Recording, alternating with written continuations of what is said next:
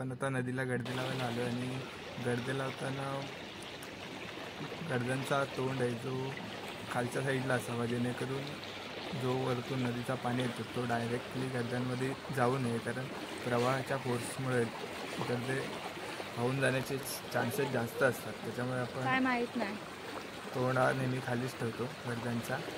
आणि साईडला खूप मोठ्या मोठ्या दगडी व्यवस्थितपणे लावायला लागतात. त्यानंतरला वरच्या साईडला पण व्यवस्थितपणे दगडी लावायला लागतात, कारण आपण गर्दे लावतो आणि ते काढायला आपण दुसऱ्या दिवशी सकाळी येतो.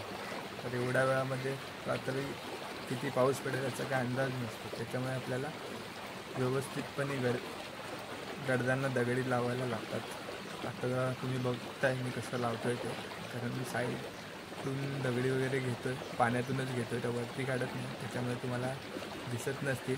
पण जर तुम्ही बघितलात पाण्याचा फोर्स बघा किती प्रचंड वेगाने पाणी येते.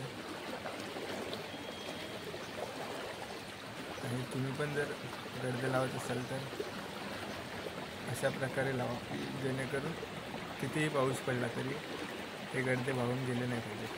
तुम्ही बघू शकता मी कसं लावतो आहे, कारण लावायला पण खूप टाईम लागतो, कारण व्यवस्थित तो बसला आहे की नाही ते पण चेक करायला लागतो. आणि ह्या व्हिडिओमध्ये कंटिन्यू बघा, तुम्हाला आयडिया येईल कसं लावायचं ते. आणि मी या गर्द्यांमध्ये त्यांना खेकड्यांसाठी खायला असं काहीतरी टाकलं आहे, जे छोटी खेकडी टाकतो आम्ही किंवा नदीचे छोटे मासे. आणि त्यांना खाण्यासाठी जेव्हा रात्रीच्या वेळेला खेकडी बाहेर पडतात ती ह्या गर्द्यांमध्ये जाऊन अडकतात. आणि त्या गर्द्याचा जो तोंड आहे जो बघा वरती तोंड दिसतोय, त्याच्यामधून एकदा खेकडा आतमध्ये गेला की त्याला बाहेर पडता येत नाही.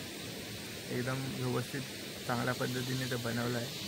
हे बघा गर्दाचं तोंड कसं मी खालच्या साईडला टाकलं आहे आणि त्या साईडून दगडी लागेल, बघू शकता तुम्ही. आणि ह्या साईडला बांधण आहे, त्याचा फोर्स बघा किती वरतून पाणी येतं आहे. हे मासे पकडण्यासाठी धरलं आहे बांधण. तो तुम्हाला दुसरा व्हिडिओ तुम्ही बघितला असेलच मागच्या व्हिडिओमध्ये. पाऊस पडला की इथे जे वरतून मासे येतात, उतरणीचं बांधण बोलतात त्याला, जे त्याच्यामध्ये येऊन अटकतात. खेकडे पण येतात, पण जास्त करून मासे येतात त्याच्यामध्ये.